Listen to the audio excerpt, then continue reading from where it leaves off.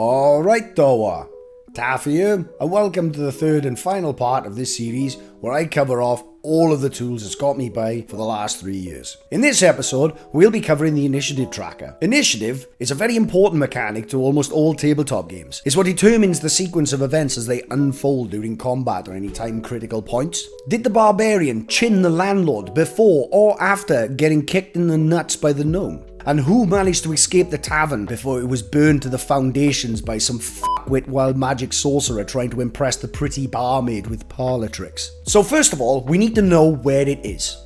It's here. This is the initiative tracker. Click to open, close to close. Nice and easy. Bit of an odd mechanic to keep in mind with this, however. Everybody has their own individual window which they can move about and resize. However, only GMs can open and close it. You see, when you open and close it, it opens and closes the window on everybody's screens. So keep that in mind for when players ask, hey, how do I close this turn order? Anyway, once we have it open, the next thing we need to do is add everyone and everything that's involved in the sequence of events to this turn order. Now, some initiative rollers, such as the ones in the 5e sheets, do all this automatically. If that's the case, simply highlight the token you want to add to the turn order.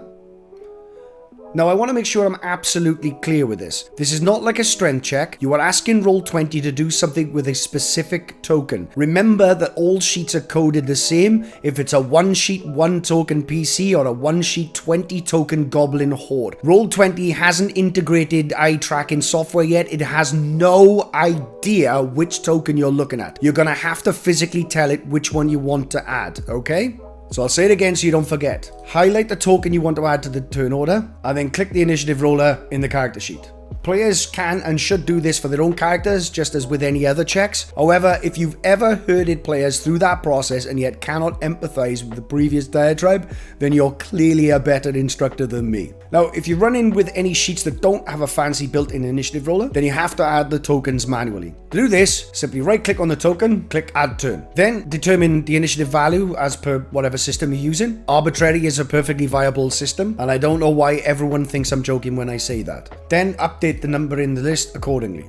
In the case of PCs, players can update the number relating to any tokens they control, but only GMs can add tokens to the turn order manually. So at that point, it may just be quicker to update the values as you add them to the list. Once the list is complete, click the cog at the bottom, opening up the turn order settings. If you need to add a custom item, this is when you do it. And it shows how often this gets used, as there's only one thing I know this can be used for, and that's a round counter. I'll show you how to do a round counter because they're actually quite handy. First of all, give it a name, rounds passed, and then in the round calculation, put +1, and then click add. Notice that this starts on 0, thus showing you the number of rounds that have passed, not which round it currently is. Try not to forget that 7 rounds into combat. Once you're happy with the list, we then need to sort the order. To do this is so monkey see monkey do, I'm not even going to insult you with an explanation. In 5e, it's numerical descending.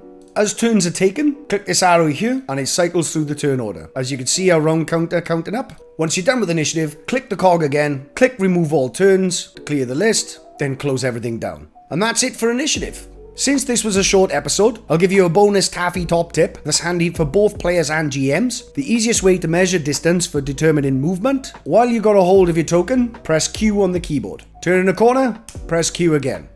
And that's it, guys. You've graduated from Taffy's Roll20 basics. If you have any questions or want to know any specifics, leave a comment below. Let's be honest, this video is going to get 100 views max. I'm definitely going to read every comment and answer every question. If you're looking for a chill place to run or play games, you'll find our shady link in the description below. Come join the arcade. If I've taught you something or made you giggle at all, please feed the almighty algorithm with a like, comment or subscription, and I'll see you in whatever shit I publish next. Cheers!